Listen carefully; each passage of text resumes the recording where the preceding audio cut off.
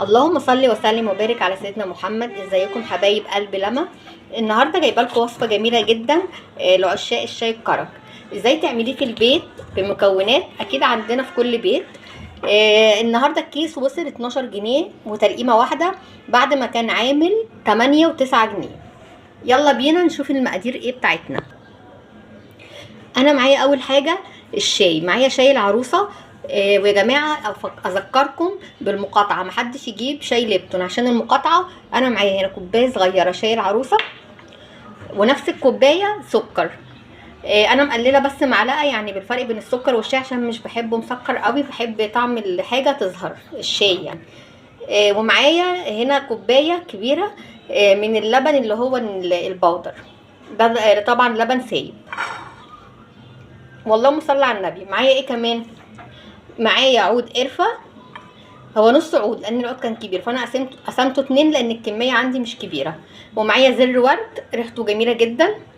ومعايا هنا حبهان 6 فصوص او 7 فصوص حبهان، وقرنفل برضو نفس كميه الحبهان قرنفل، ومستكه. المستكه دي برضو جميله جدا بتخلي ريحته ما شاء الله. ومعايا بقى هنا اليانسون النجمه، معايا 5 حبات ينسون نجمه. بيظهر الريحه بطريقه ما اقولكوش. بقى انت حابه تخلي الطعم غني اكتر وكريمي كده، بتستخدمي معلقه كبيره كريم شانتيه، ده طبعا سايب.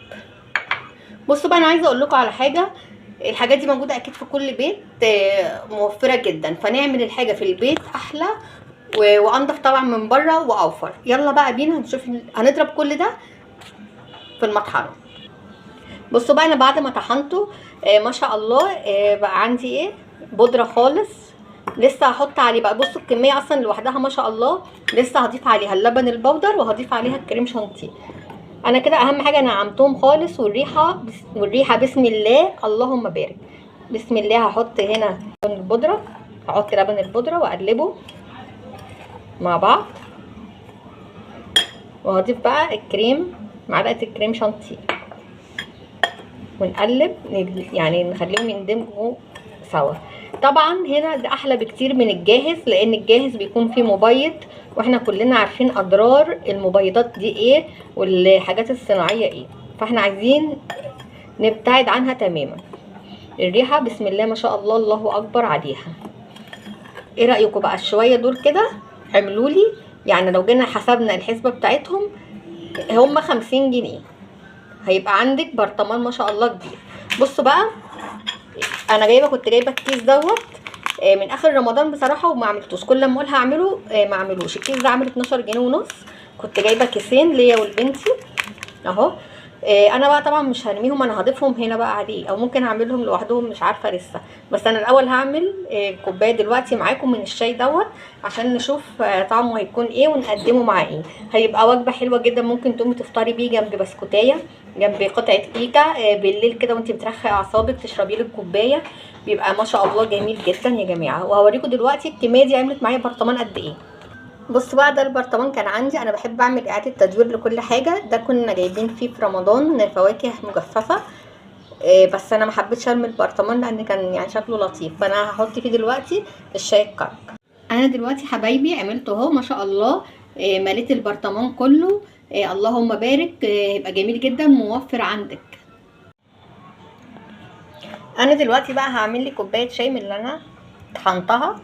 بسم الله. هحط معلقه كبيره هرميه وربع كمان. عايزه بقى اوريكم ده اللي انا عملته في البيت، وده الكيس اللي انا كنت شارياه اللي هو دوت. بصوا الكميه قد ايه، ب 12 جنيه. طبعا البهارات والحاجه احنا طحنينها في البيت على ايدينا، حاجات جميله جدا. بسم الله. ولو انت حابه تكبري كميه اللبن البودره برضو على حسب ذوقك يعني، وحسب الطعم اللي انت بتفضليه. انا هنا برضو هدوقه، لو لقيت احتاجته لبن بودر كمان هحط. بسم الله. خطير جدا يا جماعه، احلى بكتير بجد من اللي احنا بنشتريه من بره، وطعم البهارات ما شاء الله جميل فيه. يلا بقى لو انت لسه ما جربتهوش جربيه وقولي لي ايه رايك.